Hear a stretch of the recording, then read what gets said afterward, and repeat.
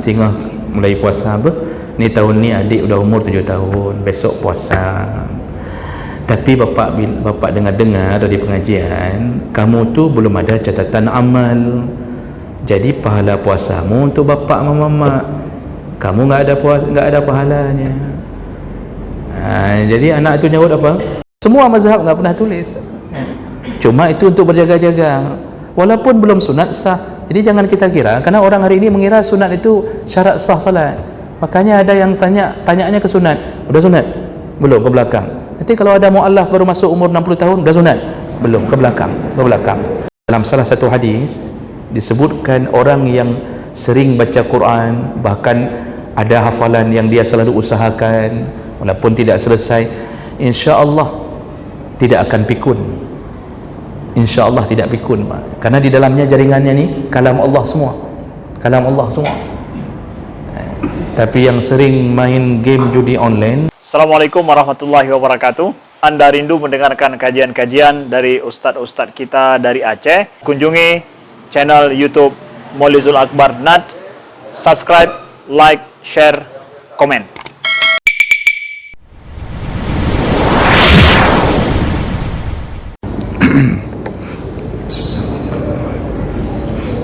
Assalamualaikum warahmatullahi wabarakatuh. Alhamdulillahi rabbil alamin, wa bi ni'matihi tatimmus shalihat. Asyhadu an la ilaha illallah wahdahu la syarika lah, wa asyhadu anna Muhammadan 'abduhu wa rasuluhul karim. Allahumma salli wa sallim ala nabiyyina Muhammadin wa ala alihi wa ashabihi ajma'in. Amma ba'd.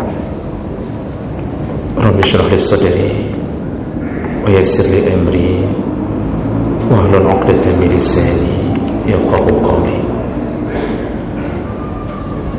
Segala puji bagi Allah, punya salawat dan salam kepada Rasulullah, kepada keluarga dan seluruh sahabat-sahabatnya. Bapak Ibu jamaah salat zuhur yang Allah muliakan, selama Ramadan saya rasa tidak layak kalau kita membahas fadilah selain membahas fadilah kemuliaan Ramadan, karena kita sedang berada di dalamnya. Jadi walaupun kita sudah banyak tahu, mudah-mudahan 1-2 hadis-hadis Nabi bisa kembali meningkatkan keimanan dan keyakinan kita terhadap mulianya Ramadan. Baik, maka oleh karena itu kita akan membahas selama bulan Ramadan tentang fadilah bulan Ramadan dan amalan-amalan di dalamnya. Baik, sebelum kita masuk ke dalam pembahasan itu, ada satu perkara yang perlu diingat-ingat, dikhawatirkan, yaitu bagi mereka yang tidak memuliakan Ramadan, yaitu yang berani meninggalkan puasa Ramadan. Ada satu ancaman yang telah dikabarkan oleh Nabi SAW tentang siksa orang-orang yang tidak berpuasa dalam Ramadan. Hadis riwayat Ibnu Khuzaimah dan Ibnu Hibban dan disahihkan oleh Imam Albani dari Abu Umamah Al-Bahili radhiyallahu anhu, sami'tu Rasulullah sallallahu alaihi wasallam yaqul, aku mendengarkan Rasulullah berkata, bayyana ana naimun atani rajulani fa akhaza bi tud'i. Ini kata Rasulullah, ketika aku sedang tidur, tiba-tiba ada 2 orang malaikat yang mendatangiku. Fa ataya bi jabalan wa'izan faqala is'ad. Lalu mereka membawa aku ke satu bukit. Lalu mereka berkata, naiklah ke bukit itu wahai Muhammad. Fakultu inni la utiquhu. Lalu Nabi mengatakan, aku tidak bisa, tidak mampu naik bukit ini. Faqala, lalu kedua malaikat itu berkata, inna sanusahhiluhu lak, kami akan membantu engkau. Fasa'idtu, lalu aku naik ke bukit itu dengan bantuan dua malaikat itu. Iza kuntu fi sawa'il jabal, ketika aku berada di tengah-tengah bukit tersebut. Izan bi aswatin syadidah, terdengarlah suara teriakan yang paling dahsyat, teriakan orang yang tersiksa. Qultu, lalu Rasulullah berkata, ma hazihil aswat, suara apa ini? Dia bertanya kepada malaikat. Qalu, lalu malaikat menjawab, hadza awa'un ahli nar, ini suara yang keluar dari calon penduduk neraka. Summa antaliq bi fa iza ana biqaumin mu'allaqin, lalu aku berangkat dan melihat bahawa suara itu ternyata berasal dari qaumun mu'allaqin bi'araqibihim musyaqqaqah ashdaquhum, yaitu keluar suara dari orang-orang yang digantung oleh Allah dan kakinya ke atas dengan urat yang dirobek. Jadi urat kaki dirobek, digantungkan kaki ke atas, lalu rahangnya mengeluarkan darah. Jadi keluar darah dari rahang mulutnya. Qultu man haula, lalu aku bertanya, siapa mereka? Qala, ada dua malaikat tadi menjawab, allazina yuftiruna qabla tahillati sawmihim, yaitu mereka orang-orang yang berbuka puasa sebelum waktunya berbuka. Ini contoh salah satu daripada calon penduduk neraka, yaitu orang-orang yang tidak berpuasa atau hanya bersahur tapi berbuka puasa sebelum waktunya tanpa uzur, dan mereka akan disiksa Allah, dirobek urat kakinya, digantung ke atas, kepala ke bawah, rahangnya dipecahkan, lalu kemudian mengucurkan darah. Tentu bayangan Nabi ketika mengatakan ini ke sahabat tidak seperti yang sebenarnya. Yang sebenarnya lebih dahsyat. Jadi Nabi tentu mengatakan yang bisa terjangkau oleh pikiran. Kita kan pikiran kita tergantung, terbalik, itu kan seperti kita lihat orang-orang digantung, kaki ke atas, kepala ke bawah, terasa hanya begitu saja. Yang sebenarnya lebih dahsyat, karena Allah ketika menyebut azab itu memakai isim mubalaghah, selalu alim. Azabku itu pedih sekali, ya. Jadi alim itu tidak ada yang lebih pedih daripada azabku. Atau azim, kadang-kadang azabun azim, azabnya dahsyat sekali. Maka berhati-hatilah orang-orang yang berani tidak berpuasa dalam bulan Ramadan. Ini pertama yang perlu kita camkan tentang maksiat terbesar di dalam Ramadan. Kita mungkin sesama orang salat, sesama jamaah masjid, mungkin kita tidak, seakan-akan tidak yakin ada orang seperti itu. Tapi kalau kita keluar, banyak yang tidak puasa, banyak. Ada yang tidak puasa dari rumahnya, tidak puasa, dan itu semua faktor daripada pendidikan orang tua.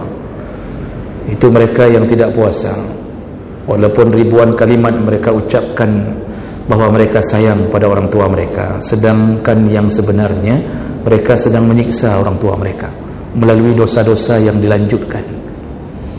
Kenapa anak kita enggak puasa? Karena kita tidak mendidiknya. Makanya di dalam semua kitab-kitab, urusan menyuruh orang berpuasa itu dikiaskan ke salat. Dari umur 7 tahun sudah disuruh puasa. Dan apabila 10 tahun belum mau puasa, fadribuh, pukullah. Disuruh pukul. Anak-anak yang 10 tahun belum mau puasa, pukul. Dan itu kiasannya ke salat. Mendidik puasa itu dari umur 7 tahun.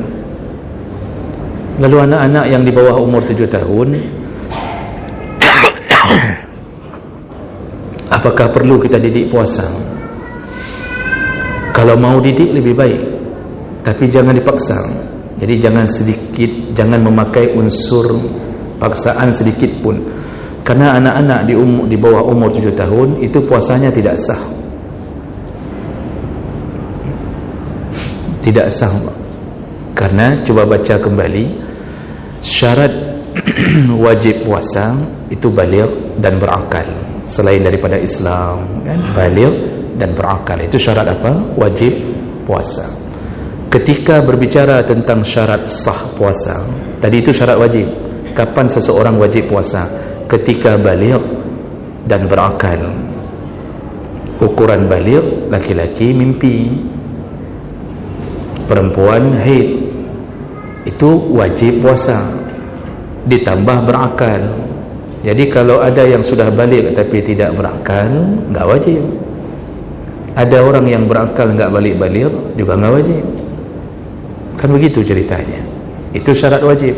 Tapi orang kadang-kadang tidak jeli ketika membaca syarat sah. Syarat sah puasa itu tidak pakai lagi balik, hanya ditulis berakal. Dan itu jumhur ulama sepakat mengatakan itu. Jadi kalau begitu apa maksudnya? Belum baligh pun kalau sudah berakal sudah sah puasanya. Belum baligh tapi sudah berakal, itu sudah sah puasanya. Umur berakal itu kapan? Umur berakal itu adalah umur tamyiz, umur yang disebut mumayyiz. Mumayyiz itu kapan? Tergantung, ada yang lebih cepat mumayyiznya, ada yang lambat. Mumayyiz itu ukurannya anak-anak ini sudah tahu mana yang baik, mana yang buruk. Kalau kita suruh duduk, dia tahu duduk. Kita suruh diam waktu ke masjid, dia tahu ini kalau enggak diam nanti mati keluar dari masjid. Dia tahu. Kalau ayahnya bilang nyo jejak dengan ayah, ini boleh pergi dengan ayah ke masjid. Tapi kalau buat ribut sedang solat, kamu menyusul seperti abangmu. Jadi 21 orang meninggal duluan gara-gara dihabisi duluan, kan?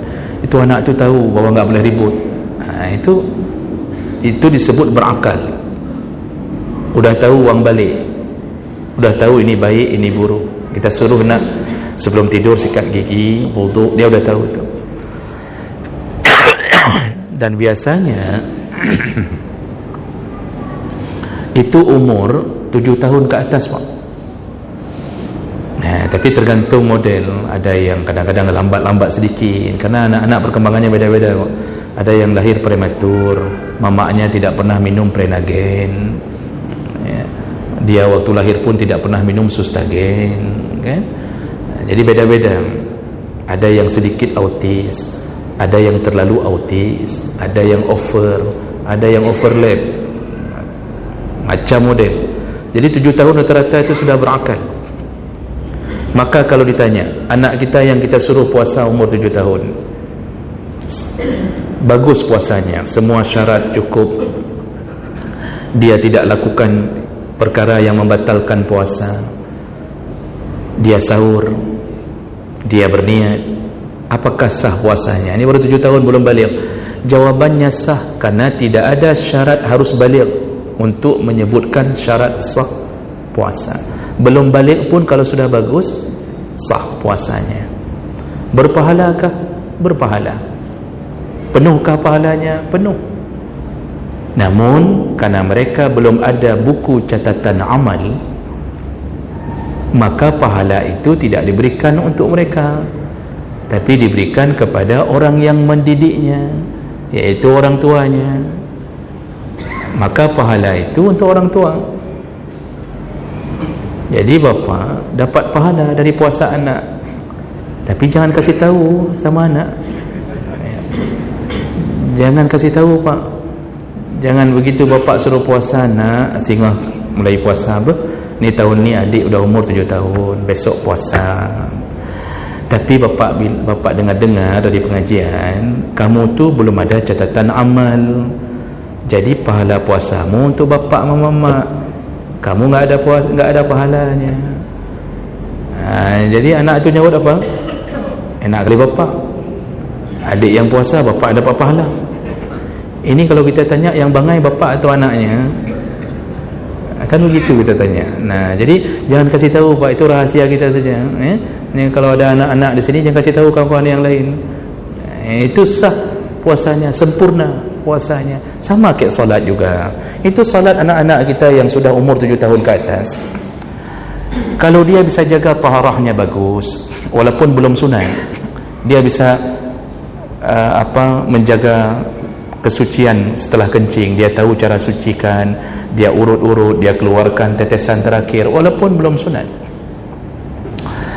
Semua cara solat bagus, tidak dia lakukan pembatal solat, rukun semua dapat. Sah enggak anak-anak kita yang solat yang belum baligh? Sah.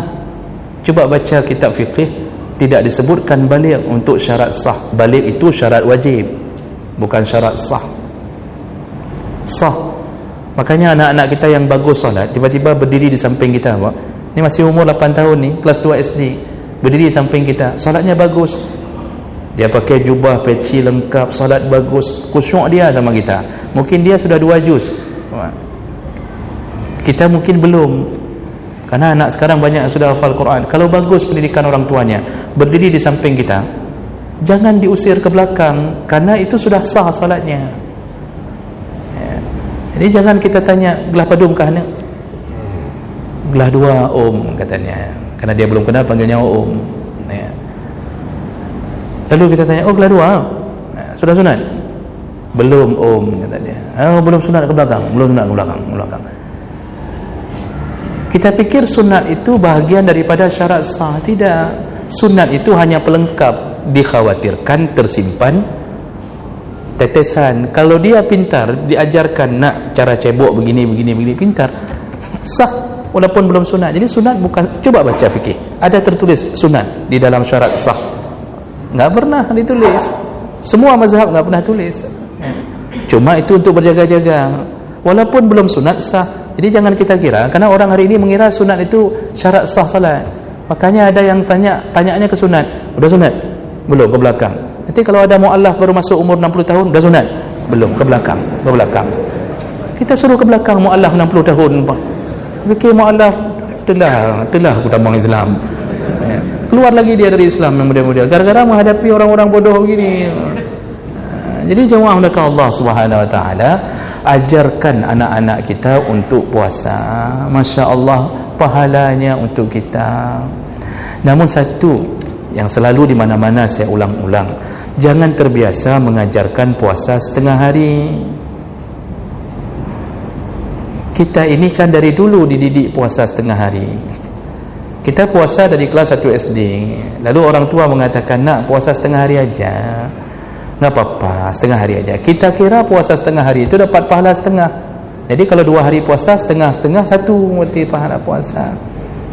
Jangan biasakan pahala mendidik anak puasa setengah hari, nggak ada manfaatnya. Ini gara-gara kita terbiasa puasa setengah hari dari kecil sampai tua masih ada yang puasa setengah hari. Coba bapak lihat ke waduk-waduk sana, daerah-daerah waduk dekat-dekat sama Cunda Plaza, banyak yang puasa setengah hari, Pak. Luhur kayak baju hubu. Jadi bagaimana cara didik anak? Puasa 1 hari nak. Lapar sekali nanti, udah mentet-tet dia, jam duhur mentet-tet, nggak sanggup lagi, suruh makan. Jangan siksa anak yang belum wajib puasa. Itu kan belum wajib tu. Jangan siksa, wajib nak. Jangan coba-coba buka. Kalau buka, awas ini. Jangan bilang itu, Pak. Makin mentet-tet dia. Oh, lapar sekali, kita sudah lihat dia mata sudah membelalak, keringat keluar bercucuran. Buka, jangan bilang buka, makan nak, makan. Habis makan sambung lagi puasa. Yang penting nanti satu hari kita buka bersama. Jadi terpatri di dalam otaknya bahawa puasa itu satu hari. Besok bertambah baik, bertambah baik, bertambah baik. Jadi ini yang perlu kita ingatkan kembali, didik anak-anak untuk puasa, ya. Jadi jangan sampai kita merasa puasa itu hak asasi manusia. Jangan sampai tertipu oleh undang-undang perlindungan anak. Anak tidak boleh dipaksa, anak tidak boleh ini, anak tidak boleh itu.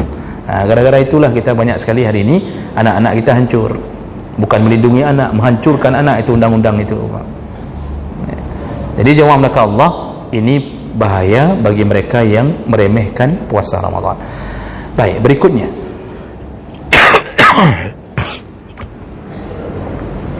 Ini kita tidak bisa bersuara seperti di malam hari, maklum-maklum saja. Saya sedang puasa. Bapak puasa? Air takkan ada. Karena kalau malam tu biasanya akan ada aqua gelas di sini, kan? Ya, Masya Allah, ini tidak ada. Ya. Baik, berikutnya fadilah Ramadan. Ini kita mulai masuk ke dalam pembahasan fadilah, keutamaan Ramadan yang sedang kita hadapi. Yang pertama, Ramadan itu mulia karena diturunkan Al-Quran di dalamnya. Jadi kemuliaan Ramadan itu puncaknya, salah satunya, tapi itu paling puncak karena Al-Quran diturunkan oleh Allah, dipilihkan Ramadan untuk tempat atau waktu turunnya Al-Quran. Allah sebutkan di dalam Al-Baqarah 185, Syahrul Ramadan alladzi unzila fihi Al-Quran. Bapak Ibu yang Allah muliakan, kita sering dengar Al-Quran ketika berada di manapun, di tempat apapun, maka tempat itu menjadi mulia. Ketika Al-Quran diberikan melalui Jibril alaihi salam, maka Jibril menjadi panglimanya para malaikat. Jadi Jibril ditugaskan mengantarkan Quran kepada Nabi, Jibril menjadi komandannya para malaikat. Maka semua urusan Allah akan katakan ke Jibril, Jibril sampaikan ke seluruh malaikat. Dan itu banyak hadisnya. Salah satunya Allah Subhanahu wa taala mengatakan, memanggil Jibril lalu mengatakan, ya Jibril, ana uhibbu fulan, aku mencintai fulan, maka cintailah fulan. Lalu Jibril memanggil semua malaikat dan mengatakan, Allah mencintai fulan, aku pun mencintai fulan, maka cintailah fulan. Begitu juga kalau Allah benci fulan, dipanggil Jibril, ya Jibril, aku benci fulan, maka bencilah fulan. Maka Jibril memanggil malaikat, bencilah fulan. Jadi Jibril ini panglimanya para malaikat. Kemudian ketika Al-Quran diturunkan kepada Nabi Muhammad, maka Nabi Muhammad menjadi semulia-mulianya Bani Adam. Dalam surat Al-Qalam Allah sebutkan, wa innaka la'ala khuluqin azim, engkaulah makhluk atau manusia yang paling tinggi, paling agung akhlakmu. Al-Quran diturunkan ke Nabi Muhammad, Nabi Muhammad menjadi semulia-mulianya makhluk Allah. Ketika Al-Quran diturunkan di dalam bulan Ramadan, maka bulan Ramadanlah yang menjadi bulan paling mulia di antara semua bulan. Ketika dipilihkan malam Lailatul Qadar sebagai malam pilihan Allah menurunkan Al-Quran dalam Ramadan, maka Lailatul Qadar, maka malam itu menjadi sebaik-baiknya malam dari seluruh malam. Makanya Al-Quran turun dimanapun, kalau turun di hati kita, maka kita menjadi baik. Turun di otak kita pun baik. Maka coba lihat anak-anak yang hafal Quran, itu otaknya bersih-bersih, Pak. Kalau dia ikhlas benar-benar ingin menuntut Quran, otaknya bersih dan rata-rata memicu kepintaran, daya ingatnya kuat.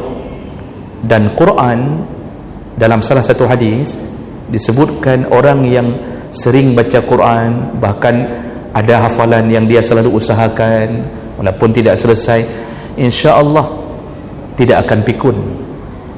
Insya-Allah tidak pikun, karena di dalamnya jaringannya ni kalam Allah semua. Kalam Allah semua. Tapi yang sering main game judi online itu umur 40 biasa sudah pikun.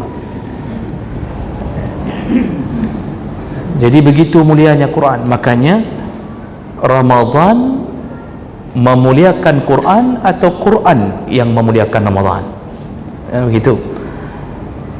Tentu jawabannya Quranlah yang menyebabkan mulianya Ramadan.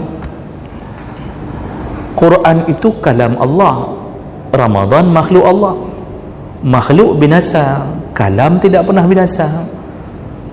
Sepakat ahlu sunnah mengatakan bahawa Quran itu kalam, bukan makhluk. Kalam itu keluar dari diri Allah, jadi bahagian dari diri Allah. Itu Quran. Imam Hanbali sampai di penjara setengah umurnya gara-gara membela Al-Quran kalam Allah. Kan dicambuk setengah umur, 30 tahun setengah umurnya dicambuk beliau, dipenjarakan gara-gara membela. Kenapa beliau? Kenapa enggak imam lain?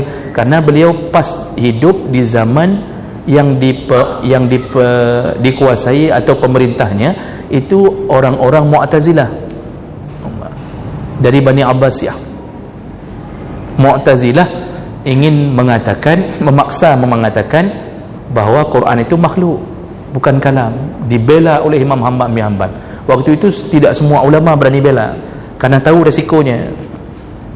Jadi dari dulu zaman fitnah itu sudah mulai muncul, tapi makin parah. Ya. Hari ini kita bukan lagi bela Quran, bela minyak goreng aja bisa dipunya. Ya. Jadi jemaah melaka Allah Subhanahu Wa Taala, maka ini kemuliaan Ramadan. Di dalamnya Al-Quran sengaja diturunkan. Maka orang-orang yang paling mulia dalam Ramadan adalah orang-orang yang memuliakan Quran.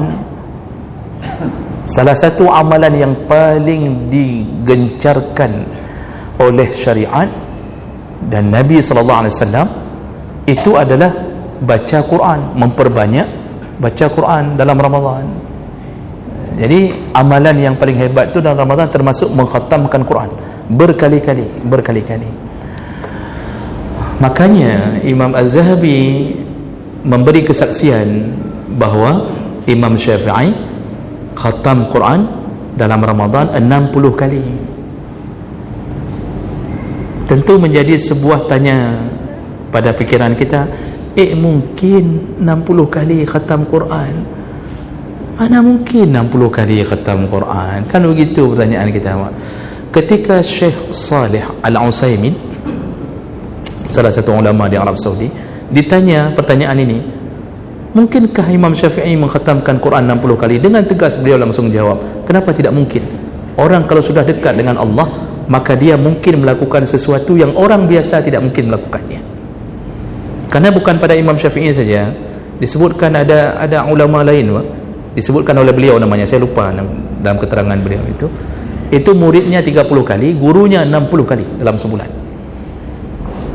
Apalagi Imam Syafi'i hafal Quran memang dari umur kecil, maka mudah bagi beliau dalam aktivitas turut dalam solat disambungnya, keluar dari solat disambungnya, itu bisa jadi sehari 2 kali khatam. Jadi bayangkan perjuangan orang-orang saleh merindukan surga. Kita hari ini Masya Allah jangankan 60 kali khatam, sampai hari ini juz 6 saja belum sampai. Hari sudah hari ke-7, ketinggalan juznya, Pak. Maka berjuanglah untuk menyelesaikan. Tapi Ustaz, saya tipe orang yang lambat sekali baca Quran. Artinya ada tipe kan Pak, yang model enggak sanggup baca Quran cepat. Kalau baca Quran cepat mekelaben, enggak bisa keluar huruf. Apa bahasa Indonesianya, bercampur-campur huruf tak apa. Akhirnya dia baca lambat sekali. Ingat hadis Nabi, Al-mahir bil Quran ma'as safaratil kiramil bararah. Orang yang pintar Al-Quran, maka dia akan dikumpulkan bersama para malaikat yang suci di surga. Namun allazi yatata'ta, orang-orang yang baca Quran yatata'ta, Ta itu ya seperti bunyi huruf itu. Baca Qurannya susah sekali bang, seperti kambing berjalan di atas air. Ya, kalau di atas batu masih lumayan bisa jalan kan bang, di atas air hijab, huruf ghain, semua ghain, ra pun ghain semua sama dia. Lidah pendek, sudah pernah ditarik pendek juga nggak berhasil bang.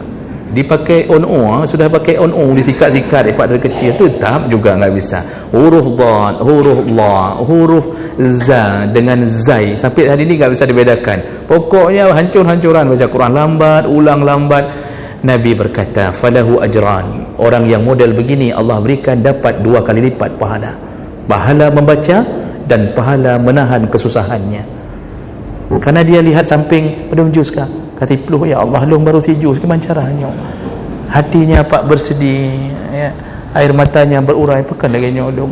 Ya. Dia minta sama Allah, ya Allah, panjangkanlah lidahku, ya Allah. Bukan lidah yang panjang, tangannya yang panjang. Ya. Akhirnya jadi pencuri juga akhirnya kan. Ya, jadi jawablah ke Allah Subhanahu Wa Taala, jangan sedih, yang penting baca. Ini bulan mulia, salah satu kemuliaannya adalah Al-Quran. Maka habis-habisanlah, jangan planning macam-macam yang lain, utamakan Quran.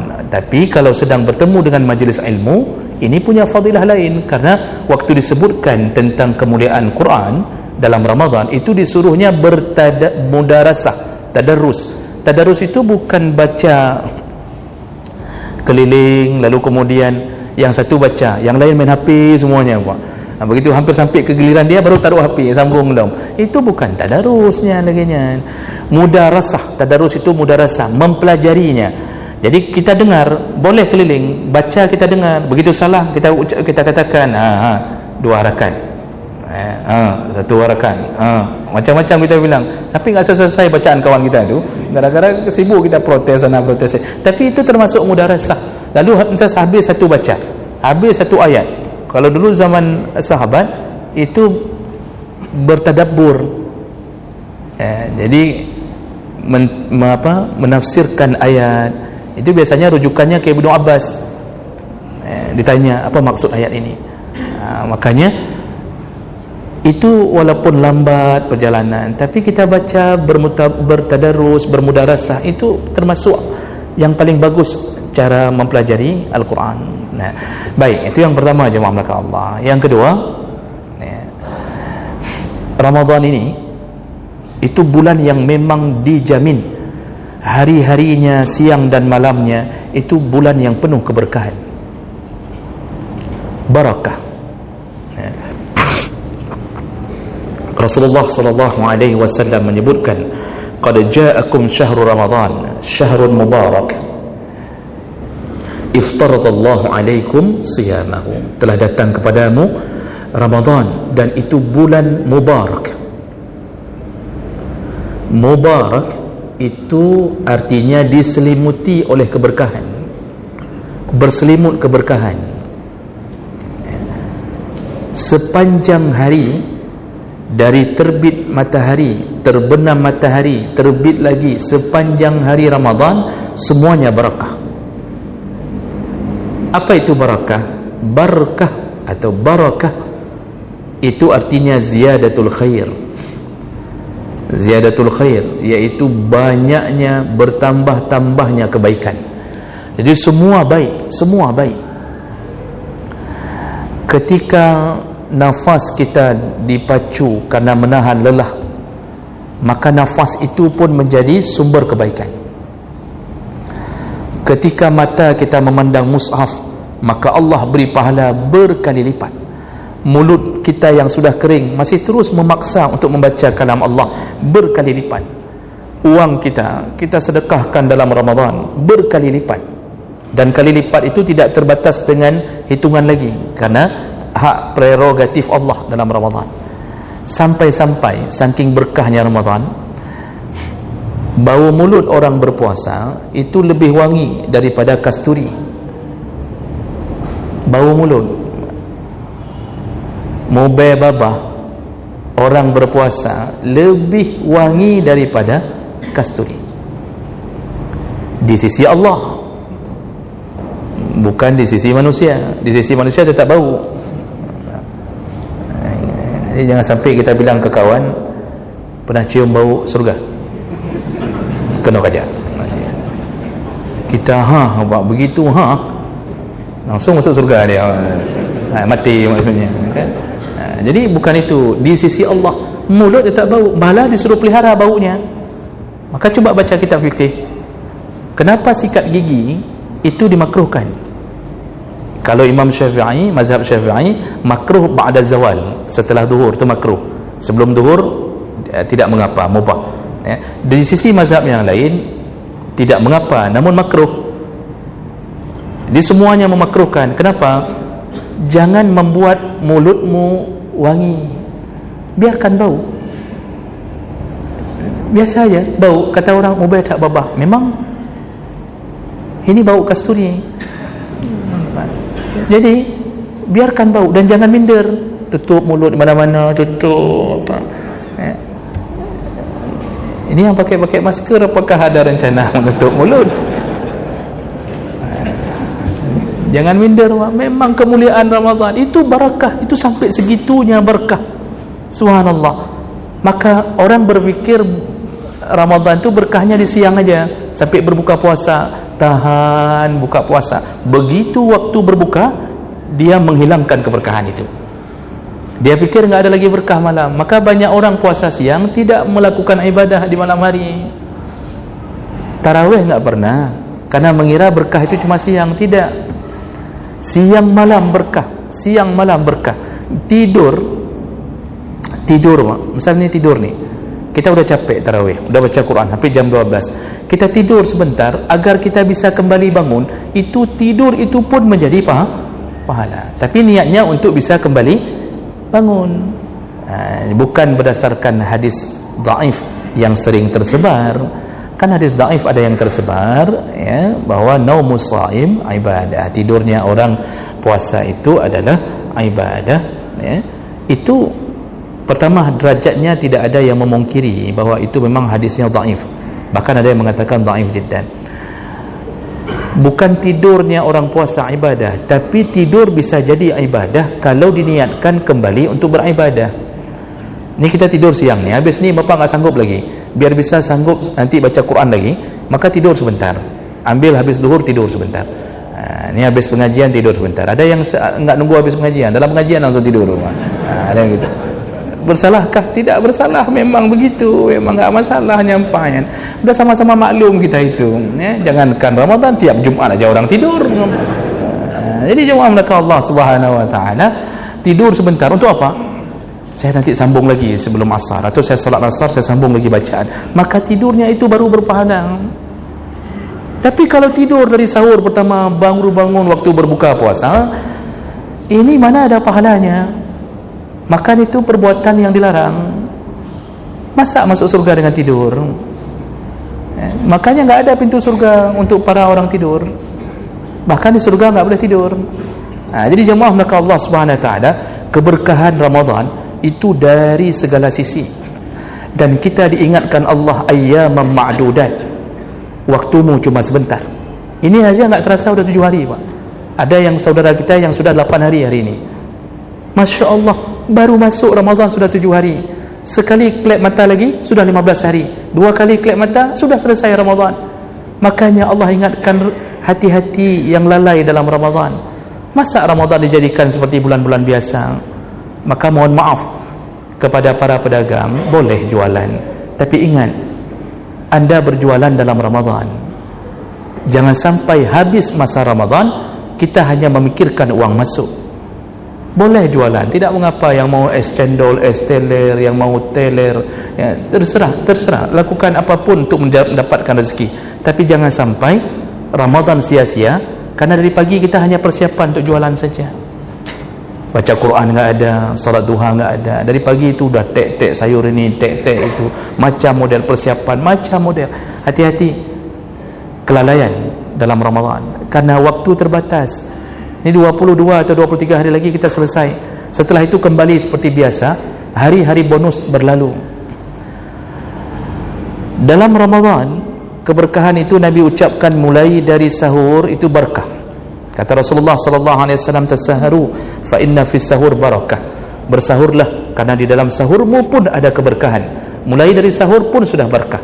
Makanya makan sahur itu berkah. Orang yang makan sahur berarti dia telah mendapatkan keberkahan. Maka efeknya apa? Ketika selesai dia sahur, Allah tancapkan keberkahan. Yang namanya berkah tadi bertambah-tambah kebaikan. Makanya orang yang sahur karena Allah, sahur karena Allah, karena taat. Nanti kalau kita tanya nih, sahur kenapa? Ada yang sahur bukan karena taat, tapi sahur karena kebutuhan perut.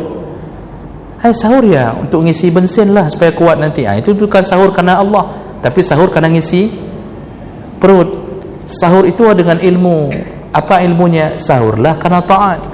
Kalau sudah sahur karena taat, keberkahan akan mengucur. Maka orang yang sahur karena taat, coba lihat, kekuatannya beribadah beda.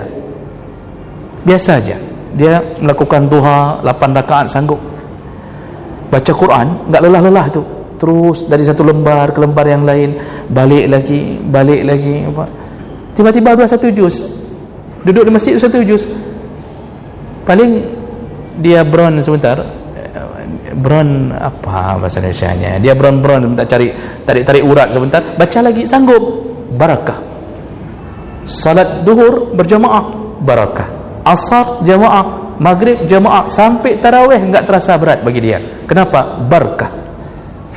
Akibat Allah yang memberikan keberkahan. Itu berkah. Tapi coba lihat kalau orang yang tidak taat. Jadi ada yang kadang-kadang merasa bangga tidak sahur. Padahal tidak sahur itu berarti mukhalifus sunnah, menyelisihi sunnah. Nabi suruh sahur, dia tidak sahur. Nah, orang begini biasanya Pak, itu Allah tidak akan berikan keberkahan seperti Allah berikan kepada orang yang sahur. Baca Quran, itu baru lihat nih Quran, baru lihat, dia sudah lihat di mana tempat berhenti. Ini apa kuda dengar. Tak ada goinnya. Kok jauh, akhirnya enggak jadi itu. Enggak jadi Pak pula, baru satu lembar bentar-bentar. Kalau ikut pengajian bentar-bentar lihat jam. Makanya Bapak jangan lihat jam. Kan nanti ketahuan, merasa tidak nyaman. Orang salah satu penduduk surga itu nyaman kalau di masjid, walaupun bukan pengajian, terasa tenang Pak. Ya. Jadi hatinya mutmain, nyaman di masjid. Malah dia tidak nyaman kalau pulang ke rumah. Asal sudah ketemu istri, dia sudah tidak nyaman. Nah, misal contoh, ini lain lagi masalah ni berarti. Ini berarti ada masalah di rumah kan.